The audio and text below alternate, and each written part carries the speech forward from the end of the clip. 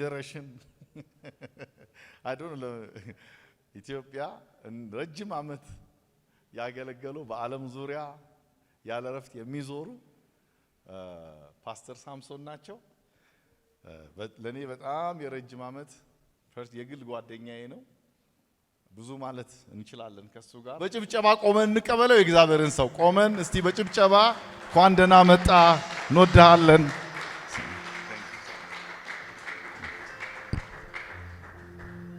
ክብር ሁሉ ለእግዚአብሔር ይሁን። አረፍ አረፍ እንላለን። ያው ነብይ አቤ እንዳለው ያው በዛ ዘመን ባይዘዌ ነብይ ብዙ አልነበረም እንደሆኑ ዘመንና ይሄ ከተማ አይበቃንም ነበረ። ሌሊት 3 ሆነን እንዞራለን ከተማው ላይ ለመጸለይ። ሌሊቱን በሙሉ ከቦሌ ተነስተን ራውንድ እናደርጋለን። ያው አቤ ደግሞ እዛው አካባቢ ቦሌ አካባቢ ስለነበር አንዳንድ ሱቶች ደግሞ የሚናጠቁም ነበሩ። እግዚአብሔር በብዙ አቅጣጫ ውስጥ ያ ዘመን የትጋት ዘመን ነበር። እግዚአብሔር እሱን ይመልስልን። በእውነት ያለማቋረጥ መጸለይ፣ ሌሊቱን መጸለይ። ሌሊት 9 ሰዓት 8 ሰዓት እንደዋወል ነበር። ይገርማችኋል። የሚገርም መንፈስ ነበር። የሚገርም ኃይል ነበር። በኢየሱስ ስም ታድሶ ይምጣ። ለቤተ ክርስቲያን እንደገና ልዩ ታድሶ ይምጣላት። ሃሌሉያ። እና እግዚአብሔር ይመስገን። እንዲህ ደግሞ የቆዩ ወይን ጠጆች ያብቡልን፣ ይጨምሩልን፣ ይቀጥሉልን። አረ ክብር አምጡ ባካችሁ።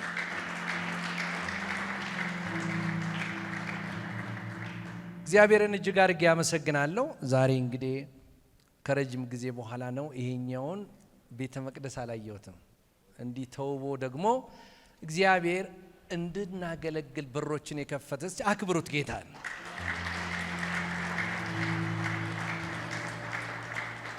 ምክንያቱም የነብይ አቤ የጀመረው ሰርቪስ መጀመሪያ ላይ ወደዚህ ቺቺኒ አካባቢ ነበር። ሰልፉ ውጊያው ቀላል አልነበረም። ከዛ 22 አካባቢ ቀጥሎ አያት ላይ 49 አርፏል። እስቲ አንዴ ለጌታ ክብር አምጡ።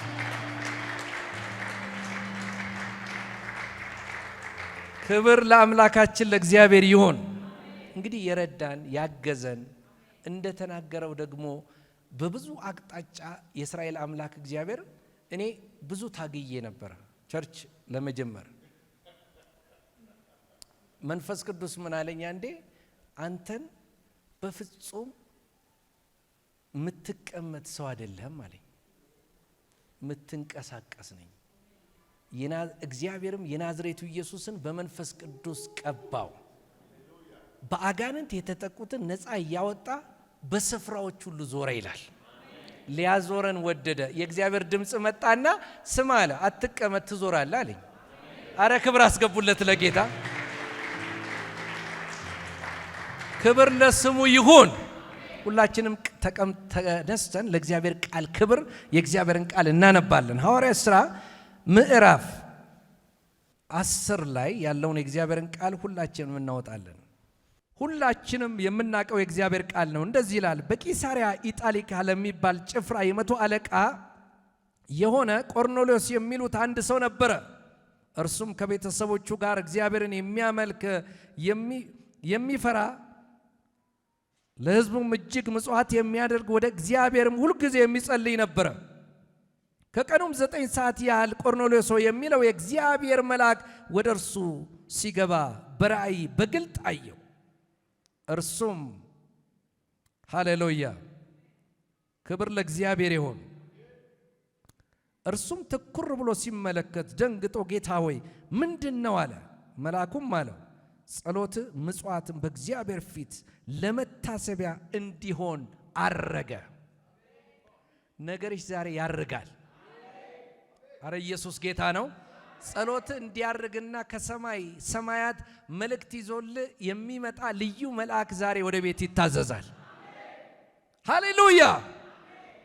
የነገስታት ንጉስ የጌቶች ሁሉ ጌታ በሁሉ ነገር ላይ ስልጣን ያለ ነገሮችን ካለመኖር ወደ መኖር ያመጣ ዓለማትን በቃል የፈጠርክ የተፈራህና ገናና የሆንክ አምላክ በዙፋን ላይ የተቀመጥ ሁሉን አዲስ አደርጋለሁ ያልክ ጌታ በዚህ ሰዓትና በዚህ ጊዜ የሰዎች ላይ ያለ ቀንበር ይሰበር፣ እስራት ይፈታ፣ የጨለማው ጉልበት ሁሉ በጌታ በኢየሱስ የተጠረገ ይሆን።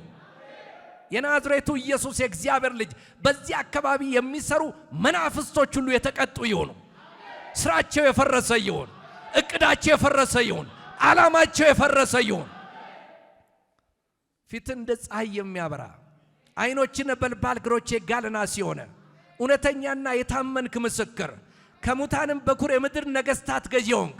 በጭንቅላት ላይ የነገስታት ንጉሥ የጌቶች ሁሉ ጌታ የሚል ጽሑፍ ያለብህ በአምባ ፈረስ ላይ የምትቀመጥ መጽሐፉን የከፈትክ ማህተሙን የፈታ የዳዊት መክፈቻ ቁልፍ በእጅ ያዝክ የሚከፍት የሚዘጋ የሌለ ክብር ይሁንልህ፣ እልልታና ጭብጨባ ይሁንልህ። ይገባል፣ ይገባል፣ ይገባል። ሃሌሉያ፣ ሃሌሉያ።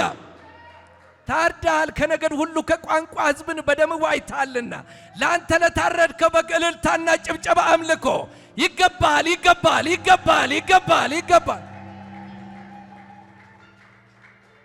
የናዝሬቱ ኢየሱስ የእግዚአብሔር ልጅ ምስጋናና ውዳሴ አምልኮ የተገባ ጌታ ዛሬ በኢየሱስ ክርስቶስ ስም ማንኛውም እስራት ተፈቶ የመለቀቅ ቀን ይሆን፣ የመሄድ ቀን ይሆን፣ የመብዛት ቀን ይሆን፣ የመትረፍረፍ ቀን ይሆን። አባት ሆይ እናመሰግንሃለን።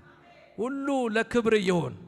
ታርዳሃል ከነገድ ሁሉ ከቋንቋ ሕዝብን በደም ዋጅተሃልና ላንተ ለታረድከው በግ ክብርና ምስጋና እልልታና ጭብጨባ ውዳሴና አምልኮ ኃይል ይሁንልህ፣ ይሁንልህ፣ ይሁንልህ፣ ይሁንልህ ኢየሱስ፣ ይሁንልህ፣ ይሁንልህ፣ ይሁንልህ ኢየሱስ፣ ይሁንልህ፣ ይሁንልህ ኢየሱስ፣ ይሁንልህ፣ ይሁንልህ፣ ይሁንልህ።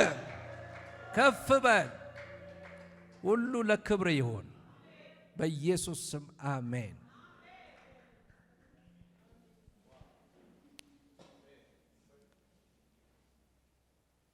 መጽሐፍ ቅዱሳችንን ስንመለከት ቆርኔሌዎስ የሚባል ሰው ነው። ይህን ሰው ታሪካዊ ዳራውን ስንመለከት ቆርኔሌዎስ ማለት በሮማ ኢምፓየር ዘመን የተለያዩ ባሪያዎችን ያስፈታ ሰው ነው። ብዙ ባሪያዎችን ተጽዕኖ የነበረባቸው በሮማ ኢምፓየር ዘመን በጣም ብዙ እስረኞች የነበሩበት ዘመን ላይ ጣልቃ እየገባ ስለ ባሪያዎች የሚሟገት፣ ስለ ባሪያዎች ጣልቃ የሚገባ፣ ባሪያዎችን የሚያስፈታ፣ ለባሪያዎች የሚሟገት ሰው ነበረ። ይሄ ሰው ዝነኛ ስለነበረ በዛ ዘመን የነበሩ ሰዎች ሁሉ በዚህ ስም መጠራት ይፈልጉ ነበር እና የሚወለዱ ልጆች ሁሉ ቆርኔሌዎስ ከተባለ መልካምነቱን፣ ቆርኔሌዎስ ከተባለ ከብዙ እስራት ባሪያዎችን የፈታ ዝነኛ ሰው ነበር። ስለዚህ በዚህ ሰው ታሪክ ውስጥ ነው ቆርኔሌዎስን ስሙ ገናና ስለነበረ ወላጆች ሁሉ ይህንን ስም ያወጡ ነበር፣ ለልጆቻቸው ይህን ስም ያወጡ ነበርና ቆርኔሌዎስ ይሄ ደግሞ 100 አለቃ ነበረ። በዛ ደግሞ ወደ 600 ሰው በላይ የሚመራ መሪ ነበረ እና የሚያስተዳድር ነበረ፣ አለቃ ነበረ፣ ሹም ነበረ። ይሄ ሰው ግን በቤቱ ምንድን ያደረገው ስንል የመጀመሪያው ነገር እግዚአብሔርን የሚያመልክ ነበር ይላል። እስከ ጎናችሁ በቤትሽ እግዚአብሔርን አምልክ ይበሏት። በእውነት ዛሬ በቤተሰብ ውስጥ ልዩ የሆነ የአምልኮ መንፈስ ይመጣል። የተዘረፈ ቤተሰቦቻችሁ ላይ የተዘረፈ ከቤተሰብ የተወሰደ መሰዊያ የፈረሰበት የአምልኮ መንፈስ ይመለሳል። በቤትሽ ዛሬ እነግራችኋለሁ። ድሮ ምትጸልዩ የፋሚሊ ጸሎት የነበራችሁ አምልኮ ምታመልኩ እግዚአብሔር ምትፈሩ የነበራችሁ ሰዎች ዛሬ የመታደስ ቀን ነው። አረ እግዚአብሔር ዛሬ የአምልኮ መንፈስ ይመልሳል። የተዘረፈ የአምልኮ መንፈስ ይመለሳል። በትዳር ይመለሳል፣ በቤት ይመለሳል፣ በልጆች መካከል ይመለሳል። መጽሐፍ ቅዱስ ሲናገር እግዚአብሔርን የሚያመልክ ነበረ ይላል። እግዚአብሔርን ያመልካል። ወገኖች ሆይ አምልኮ ባለበት የእግዚአብሔር እጅ አለ። አምልኮ ባለበት ቀንበር ይሰበራል። አምልኮ ባለበት እስራት ይፈታል። አንድ ወቅት ላይ ስዊድን ከተማ ላይ የእግዚአብሔር መንፈስ መጥቶ ልዩ አምልኮ ነበር እና እየተመለከ ያለ ልዩ መንፈስ ነበር። መንፈስ ቅዱስ ዛሬ አትሰብክም አምልከህ ነው የምትወጣው አለኝ። አራሜን በሩሲ ስብከት የለም ምንም ብትጋበዝም ዛሬ በአምልኮ ውስጥ ነው የምሰራው አለ። በአምልኮ ውስጥ ነው ሰው ምፈታው አለ። በአምልኮ ውስጥ ነው ቀንበር ምሰብረው አለ።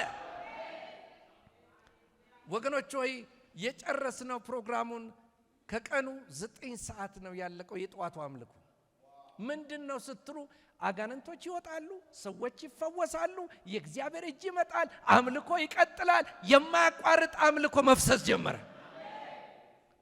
ዛሬ ነግራችኋለሁ እየተመለከ የሚሰራ የእግዚአብሔር መለኮታዊ እጅ አለ።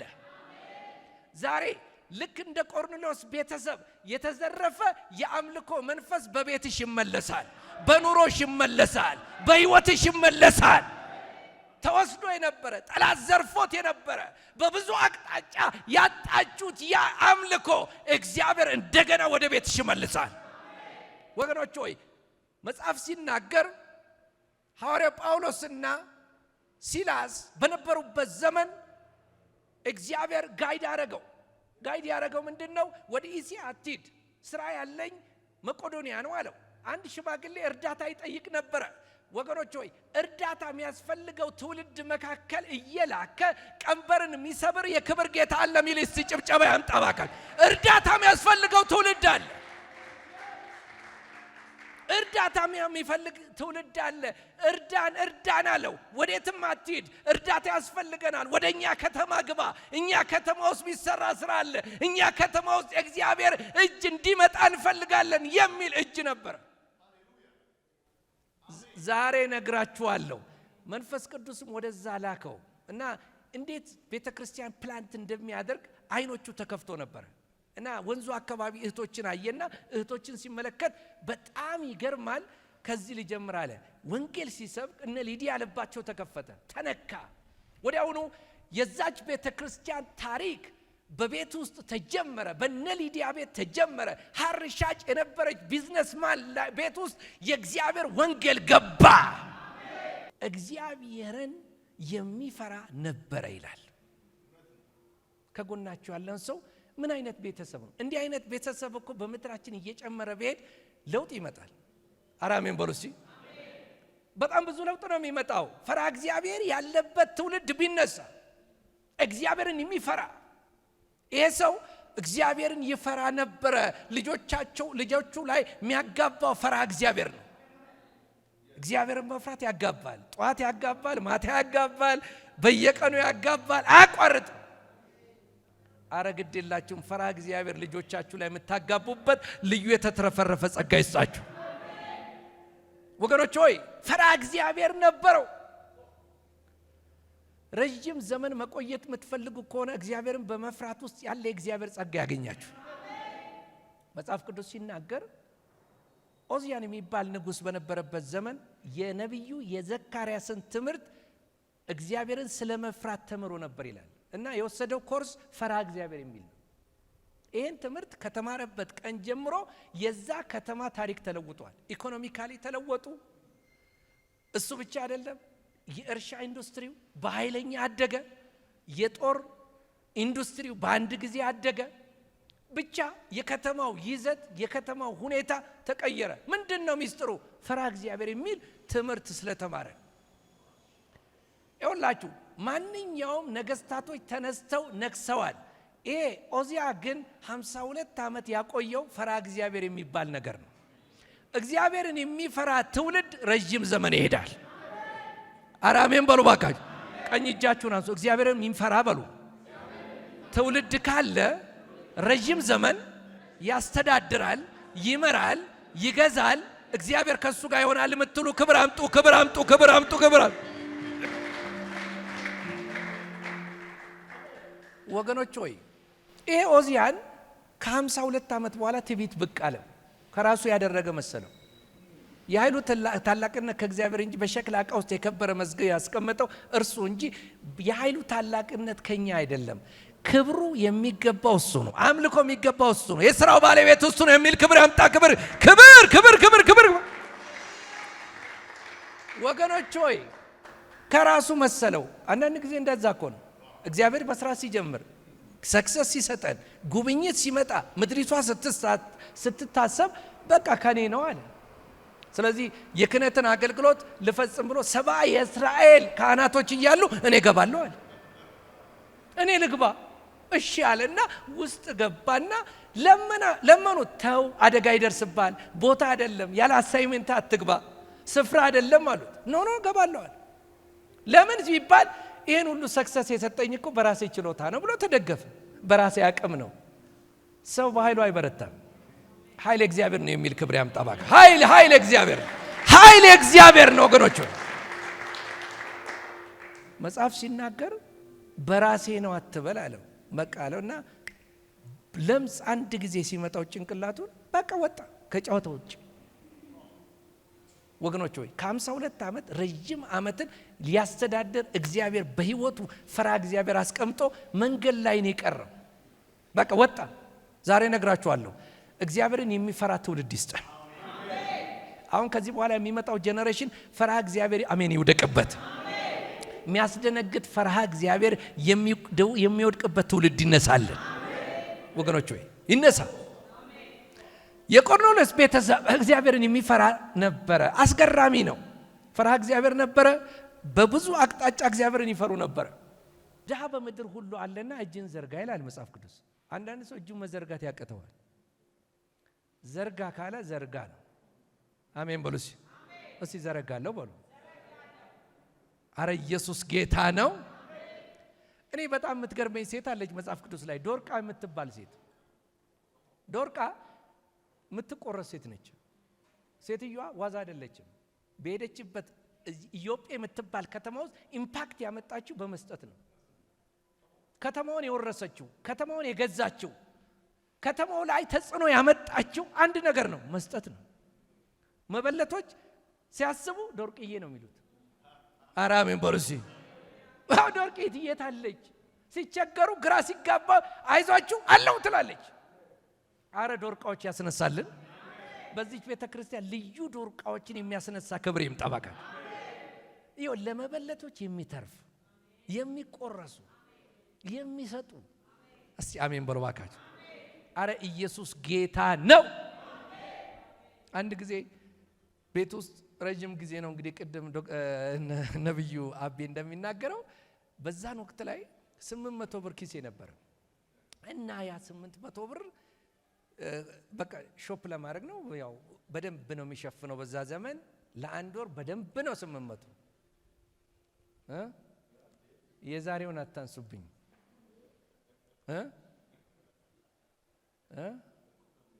አንዱ በቀደም ሲናገር ነው ወዳጃችን ጃኬት ሊጠይቅ ሄዶ 25000 ነው አሉት። 25000 ከዛ ቀንሺ ስላት 24 አለችው። ምን ነው ፍራንክ ነው ብትኝ ይሻላል አላት። ፍራንክ ነው ወይንስ ምንድነው ብሏታል። ምንድነው በዛን ጊዜ 800 በጣም ውድ ነው እና ይሄ ገንዘብ ለካንድ ፋሚሊ በጣም ያስፈልገው ነበር እና ከቤት ክራይ ሊወጡ 800 ብር አናቱ ላይ ነው የሚከፍሉትና እነዚህ ሰዎች ጾም ጸሎት ይዘዋል እና ይገርማል። እኔ ጋር ደግሞ ጌታ ስጥ ብሎኝ ከነገረኝ ለዛ ፋሚሊ 2 ቀን አለፈ። መስጠትም አቃተኝ። ያው ትንቅንቁ ቀጠለ ማለት ነው። 3ኛ ቀን ሆነ አልታዘዝከኝም አለኝ። አሁን ደወልኩኝና ይገርማል ቀጥታ ሄጄ ታዘዝኩኝ።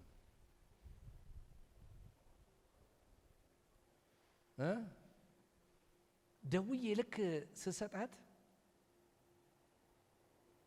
ተገላገልኩ። ነኝ አሜን በሉስ። እኔም ራሱ ቀንበሬ ተሰብሯል በመስጠቴ ማለት ነው። አራሜን በሩስ እንዳትታዘዝ የሚታገል መንፈስ የተመታየው አሜን ነው የተመታየው። ከዛ ልክ ብቻ ሰጥቼው ፌስ ሊሄድ ስል መለሱኝና ይገርምሃል ቆይን መስክርልህ አሉ። ከዛ በኋላ 3 ቀን ሆኖናል። ሴትዮዋ ደውላ ነገ ካላመጣችሁ ከቤት እቃውን ታወጣላችሁ ተብለን ያለቀ ነገር ነው አለች። እና አናቱ ላይ ደግሞ 800 ብር ሙሉ ግቢ የሚከፍሉት። ከዛቸው ብዬ ይቅርታ አድርጊልኝ 3 ቀን ያዘገየሁት እኔ ነኝ አልኩኝ።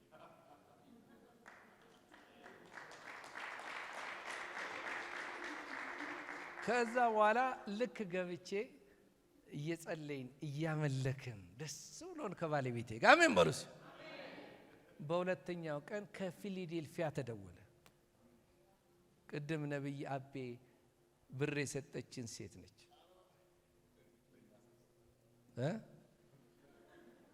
እሷ ሴት ምን አለች? ደብተሬን ሳየው ያመጣህልኝ መልእክት ማይረሳ ነውና መንፈስ ቅዱስ ምን እንደሆነ አላውቅም፣ አንድ ነገር አድርግለት ብሎ ቀስቅሶኛል ሌሊት አለች። ስንት ልላክልህ አለች። ልክ እንዴ ነው ስጪ ያለሽ እሱ ከሆነ ስንት እንደምትሰጪው እንደገና ጠይቄ አልኩት።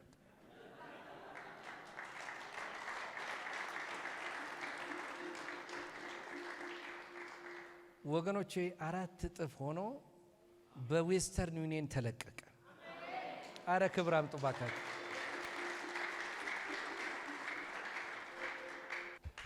ክብር አስገቡ። ሳሚ ይቀጥላል። ብዙ ጊዜ ይመጣል ሳሚ። ገና ብዙ አይነት አገልግሎቶች አሉት። እግዚአብሔር በጣም የሚቀባው ብዙ ዓለምን የዞረ የእግዚአብሔር ሰው ነው። እንደገና ክብር አስገቡና እግዚአብሔር ስለረዳን አሜን።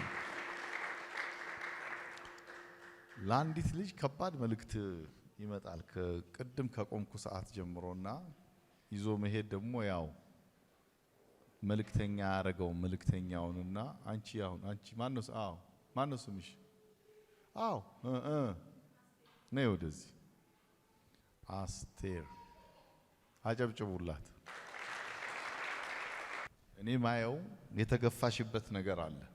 እውነት ነው። በከባድ የተገፍተሻል። እንደውም ተገፍትሮ እንደማስወጣት ግዴታው ነው ቢን እየሰራ ያለው ታለማይ ናቸው። በጣም ጫናዎች አሉ፣ እንትኖች አሉ፣ ተጽዕኖዎች አሉ። የእግዚአብሔር ያለኝ ምንድነው?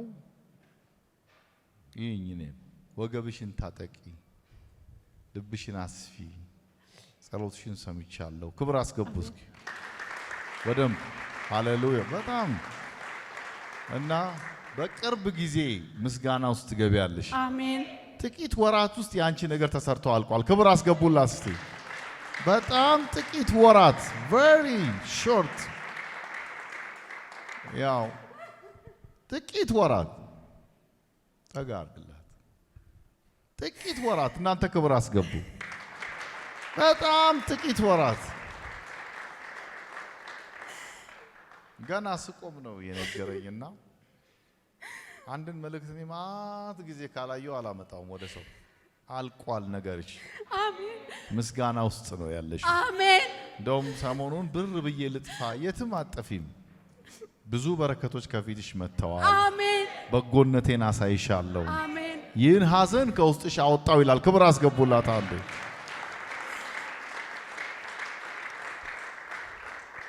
እንኳን ደስ አለሽ። አሜን። እንኳን ደስ አለሽ። አሜን።